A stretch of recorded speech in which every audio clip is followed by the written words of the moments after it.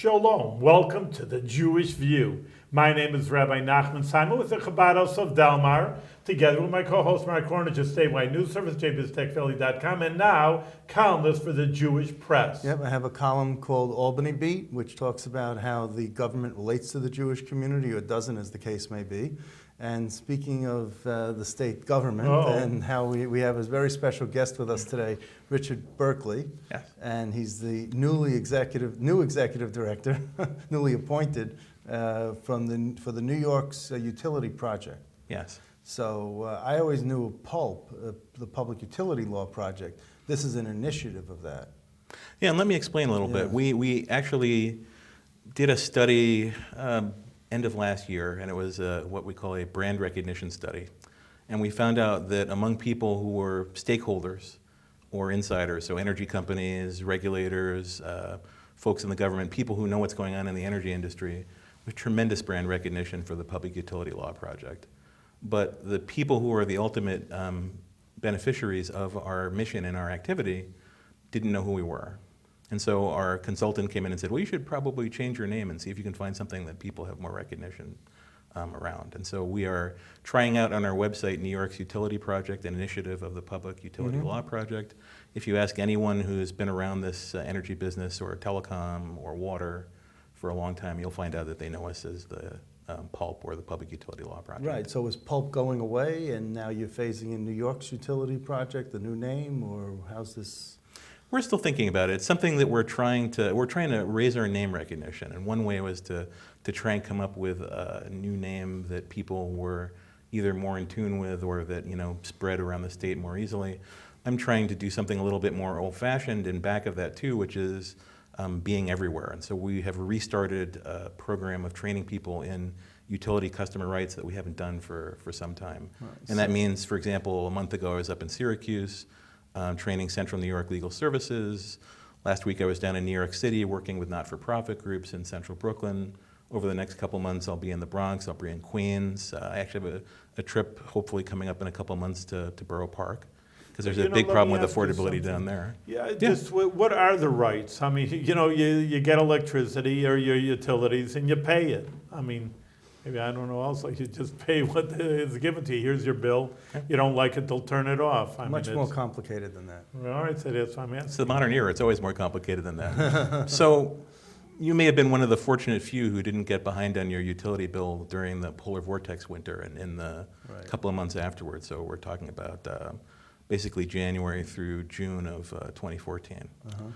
So a lot of people got significantly behind that year, and they got behind in some cases because they had budget billing, where they take previous year's activity and they say, okay, now Mark, you're going to pay $100 a month, and part of the year it'll be only 20, and part of the year it'll be 200, it'll average out, and then you'll have a small amount that you need to catch up on in May or June. Well, you may remember in the coldest year in modern times in New York State, a lot of people got way, way, way behind on their bills. And that would have been bad enough if energy had stayed the same cost. Those last few months, they were so behind.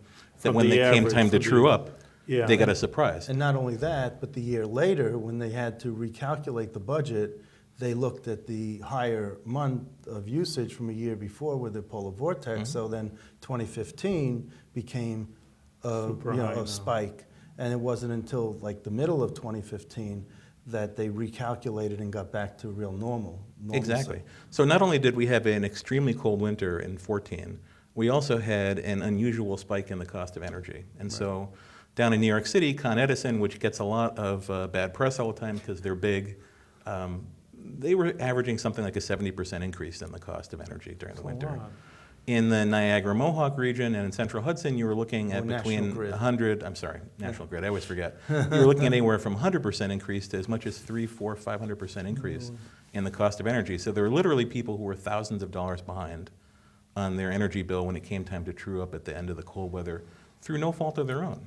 Well, they were doing what they thought they should be doing, and they got behind. Why is it through no fault of their own? Can't they just bundle up? I mean, I always say I like the winter better because I can always put on as many layers as possible. In the summer, you can only take off just so much before you get arrested. Yeah. But it was a surprise to them, though. They didn't expect all of a sudden do you to have get such a to? jump. But couldn't they still keep their thermostat at 68 or 65 and still just, I remember the energy crisis of the 70s where Jimmy Carter said, keep it at 68, and everyone really, did that. And, you just put on a few extra layers, an extra blanket, and you were fine. I always thought former President Carter just liked that sweater vest look, sort of like Mr. Rogers back then. I wasn't sure if his policy was around changing the way we dressed. No, but seriously, I think a lot of people were paying the budget billing amount that the expert in the field, the utility company, told them was the right thing to pay. Now, having said that, there were some people who were not on a budget bill, because not everybody does budget billing. Right. But there were some people who expected their typical, and let's assume that they're doing everything right. It's 68 degrees, maybe 50 when they leave for the day to go to work. Right. And they were expecting their $200 or $300 energy bill, and it was $1,000. Right. So a huge number of people got behind. And what I mean by huge numbers is something simple like this. Right now, at this point in time, and this is about the same number as it was a year and a half ago, there's more than $800 million in 60 days or older arrearages. So there are people who are 60 days or more behind. That's a $800 million. In the state of New York, you had Con Edison, for example, sends out 8,000 final disconnect notices a month. Wow, that's a lot. And in an average year, there's something like 2.4 million people disconnected on a statewide level. But then there's HEAP. And then they also, if you let your bill go far enough where it's the final disconnect, you can always take this back balance that you have and spread it out like $10 a month over a period of time, and then go on a budget plan, and then you can resolve it just that way.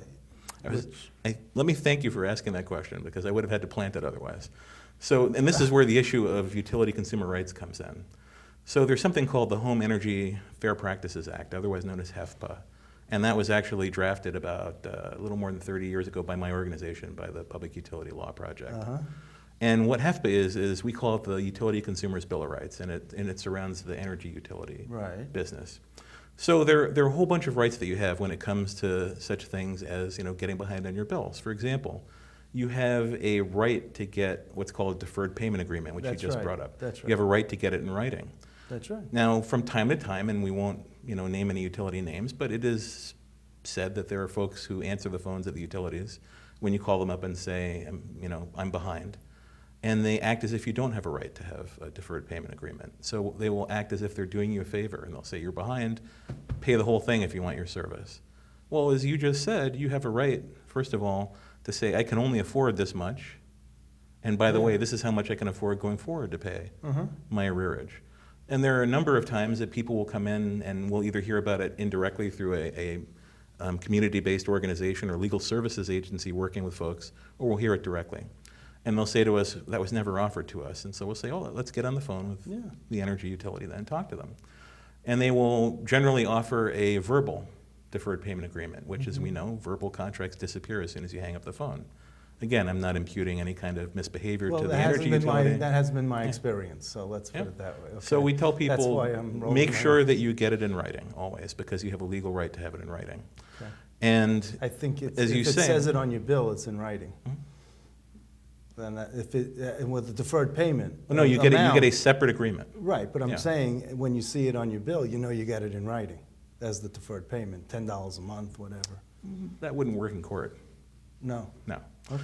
So you have a right to get a deferred payment agreement in writing. You have a right actually to negotiate down to what you can afford for your forward-looking payments on your arrearage. You can go as low as $0 on paying your back balance, although at some point you have to address it, obviously, otherwise you're going to continue to get behind. Now, where I thought you were actually going was that what you were going to say is, the Home Energy Assistance Program, otherwise known as HEAP, can help people. But the way that HEAP is designed in the state, and I would point out this is also an artifact of federal funding, the feds cut the amount of HEAP money by a third. So from $5.1 billion down to $3.4. Now, if you're in a warm state, not being able to get heating assistance, not a big deal. But for us folks in the Northeast, particularly the aggressively bad winters we've had, every bit of HEAP dollars cut is a problem for folks. But you know what else I found out the hard way? Is that when you go for HEAP and you get the $400 for the season, they put it towards the deferred payment. Yes, and if you're in a deferred payment agreement. And they don't put it towards what you need to pay, what you need it for is to pay your current bill, not to pay the deferred payment. not the back bill. So it goes for your back bill, and you're still stuck having to struggle to pay for your current bill. That's true. And actually, I'll toss another complication on top of that. And thank you for reading up on this, by the way, because most people are not as knowledgeable about this as you are. So another complication on top of this, yeah, we've all had that experience. Another complication is that there's only a certain number of people that can get into HEAP, because we only have a certain number of dollars. Right. People who have been in it before, assuming that the entity that is OTDA hasn't lost contact with them, Yeah. get automatically re-enrolled in it.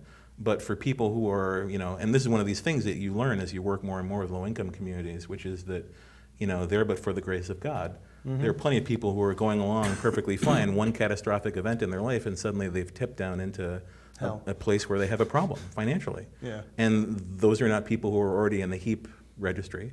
And HEAP runs out of money like that. That's right. And emergency HEAP, which can address problems even when you're on the HEAP program, but you have additional problems, emergency HEAP is gone like that. So our approach to this at an advocate level, and you knew I was going to advocate at some point while we were talking, is that we're hope so. asking the federal government to increase funding of HEAP back to what it was 3 years ago, back to $5.1 billion. The president's not running for re-election. What has he got to lose by doing the right thing here? Because there are people all over the northeastern states who are cold. He needs Congress to go along But with the it. president leads and Congress follows, Sometimes. even with a Congress like this. Let me ask you on another, I don't know if this is your office, Yeah. but just going to the most basic, why the rates are so high, compared to other states. I mean, we can address that, why, what New York State compared to other states, surely in the north, because you have more of a heating bill than if you'd be in Florida, of course.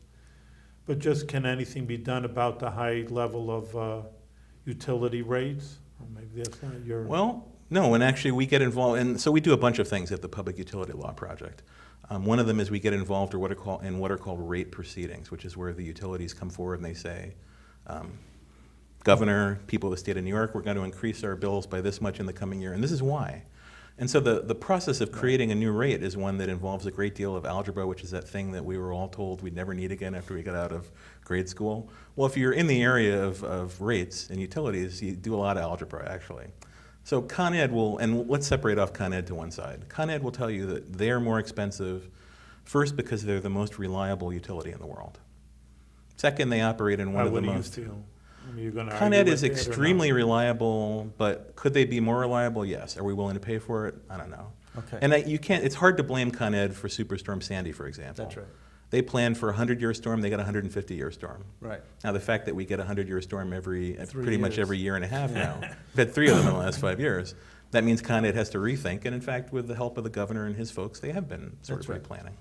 Con Ed has a lot of miniature outages, and they have a lot of problems from time to time. For example, I was doing this the other day in my mind, so I was saying, let's see, 2003, the whole East Coast was blacked out. 2006, you had the Westchester and Western Queens, Long Island City blackout that was more than 2 weeks long. 2003, it was, depended on where you were, but it was 2 anywhere weeks. from a day to a couple days. Oh. We have had several other, multiple week blackouts. Okay. Superstorm Sandy was a multiple week blackout, for example. Irene was a multiple week blackout. Lee, which was more of a downstate phenomenon than up here, was a multiple week blackout. So by those standards, you would say, well, Con Ed, is maybe not that reliable. And again, if you believe in climate change, which most people in New York do because we felt it here, Right. unlike some other places in the world, then you say, well, Con Ed has to change its business model, and so do the rest of the utilities. And in fact, the Governor's Moreland Commission on Storm Response, which was a couple years ago, Right. that took into account this issue of the fact that utilities have to start changing the way that they do their daily business. Let's loop back to your question about cost. So Con Ed has a lot more expenses than a normal utility, but let's switch to someplace like National Grid, which is a more or less a typical utility. So they have a couple things that change the price in New York. First, there's the cost of doing business here, which is in some respects higher than a lot of other states. Second, we made a choice as a people in our state that we care about the environment, and so we switched from coal, which is very cheap, we switched to natural gas combined cycle turbines for most of our electric. Yeah, it's more expensive. It's much more expensive, but we decided to pay that as a state because we didn't want to be the ones who were wrecking the environment for our children. And all that fracking doesn't cut down the cost of natural gas? Now it does. And so the cost of natural gas now, actually in the last year and a half or so, has slumped down basically to century low records. And so the cost of the fuel for the generation has gotten to be much cheaper. But one of the things we've done in New York, and this is the place where you'll find a lot of people will argue with our position, But one of the things that we've done in New York is that 15 years ago, we deregulated the wholesale production of electrical energy in New York. Yes, I was just going to ask you about that. And so Does it make it easier? the same folks who made such a success, and yes, I'm being sarcastic, of Enron came to our state and convinced our regulators and our governor at the time to go ahead and deregulate the wholesale power market. And you don't think that's a good thing? In the first year, the cost of energy went up 40%. You tell me if that's good or not. And over the long term? Over the long term, with a 1 5-year period, basically, the cost of energy has gone up every year. It tracked the cost of natural gas. Now the trick will be to find out whether, now that gas is at a record low, whether our cost of supply is going to go down Now, in realistic terms. when you were talking about using algebra and the Mm-hmm. rate increases, it takes 11 months for a utility to get a rate increase, to have a determination from the PSC. At least that's been my That's what's supposed to experience. happen, yes. That's So been in my practice, what experience. happens in the state is that we rarely do a full rate proceeding in New York. So a rate proceeding should take 11 months. Right. Basically, the utility comes in, it says, here you go, here's our tariff, which is in writing, right? Mm-hmm. And they toss it on the table in front of the PSC and in front of the stakeholders. They say, this is what we're going to charge, this is why, check our numbers. Right.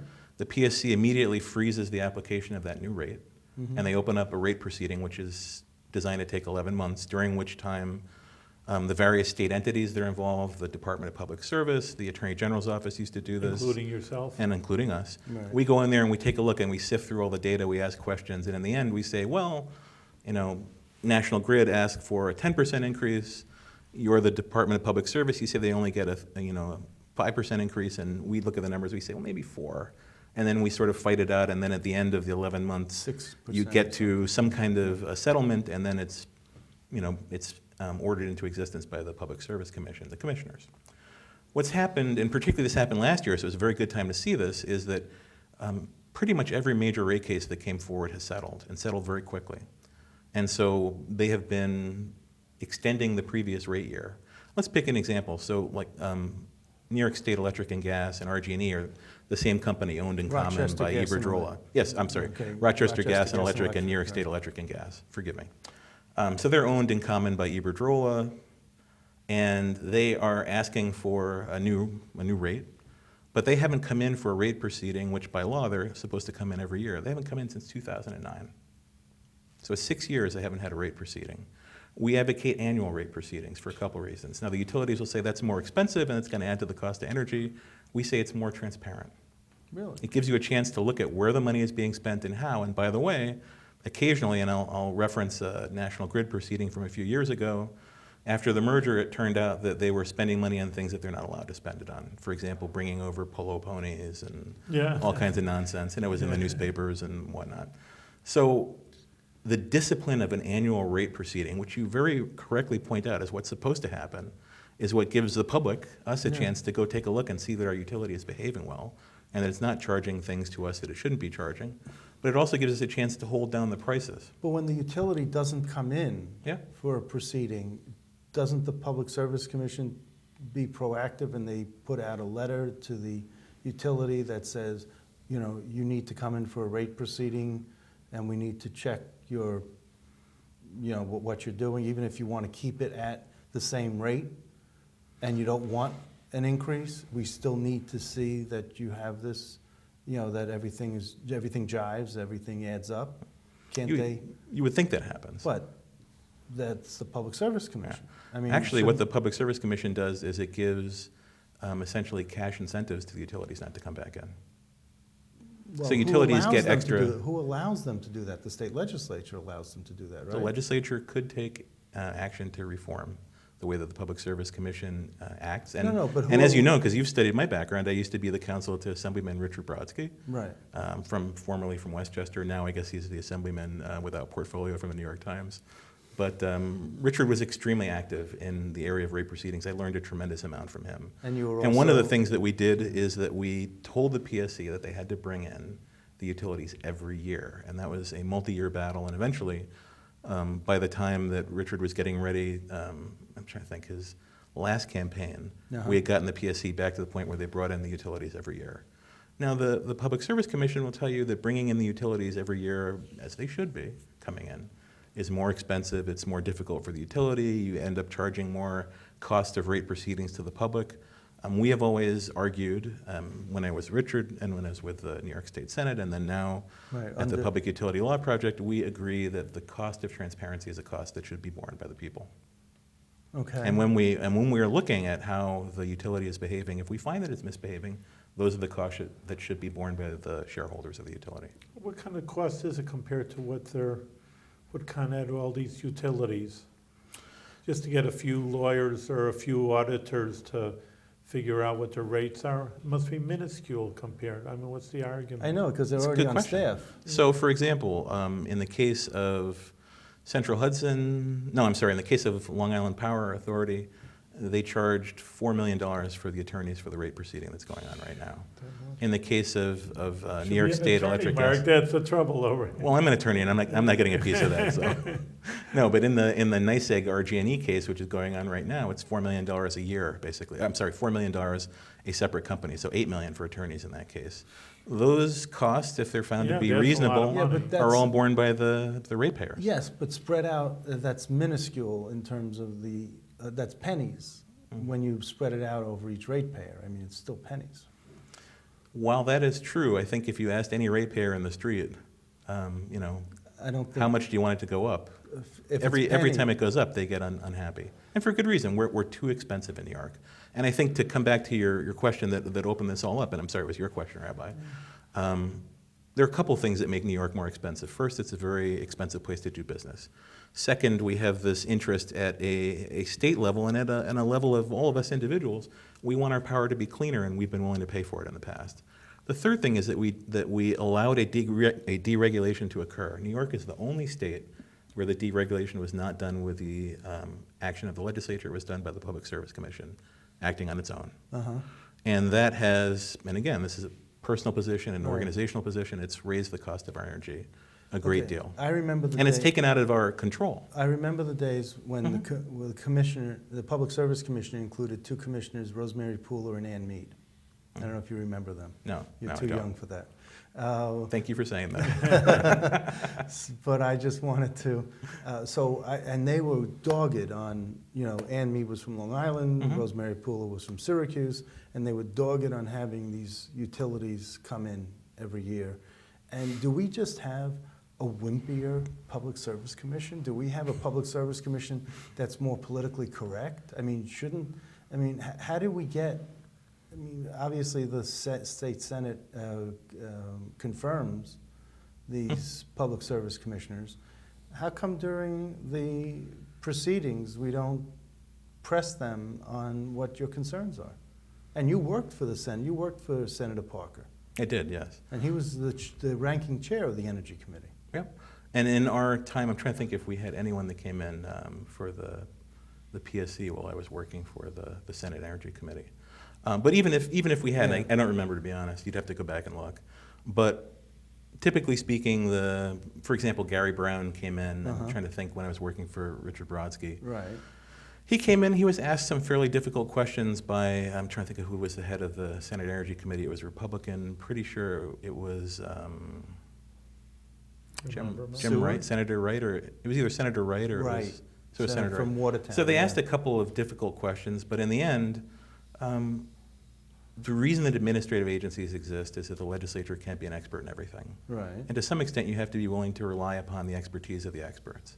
Now, I think the legislature should be asking tougher questions of the Public Service Commission and of the New York Independent System Operator, which is the entity that controls the wholesale generation market. Mm-hmm. There should be, there should be all the things that we think of when we think of as good government.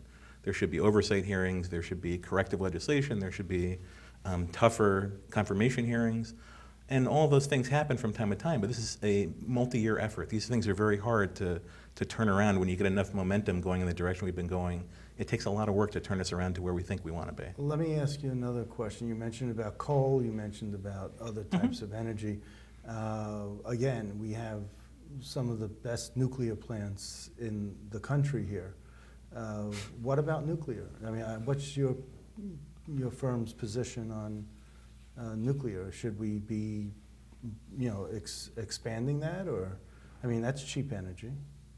Well, to the extent that the organization has a position on energy, it's really, I'm trying to think of the right way to put it. We're more focused on lower cost for low and fixed income communities. So the poor, Right. seniors, the disabled, veterans, all these folks who are unable to, they have no elasticity in their ability Right. to pay. So we're more focused on keeping costs down. Right. With regard to nuclear, and I would point out this something that's very interesting, and I'll thank you again for another good segue. There's a plant called the Kanay Plant, which Yeah. is up in the Rochester area, which is now come back for what you can call corporate welfare if you want to, but is otherwise described as a stabilization agreement. Uh-huh. So they've asked the ratepayers to pay them $175 million to stay open. They're Yeah. saying that they're unable to stay open now because the cost of wind coming from the Great Lakes is sufficiently cheap that they're going out of business. Uh-huh.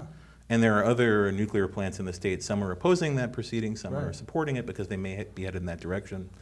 To some extent, like everything else, we always come back to this idea, and you've probably heard this on the show before, it's location, location, location. Uh-huh. So in the case of Indian Point, which is close to the city, they have a locational-based marginal pricing Right. situation, which means that their electricity is more viable. They're not going out of business anytime soon. Right. And now that all the costs have essentially been paid, they're relatively inexpensive, except where you have to keep fixing things that break and whatnot. And that'll happen. But many people would argue that nuclear is not very inexpensive. Not very inexpensive. Yeah, look at Shoreham.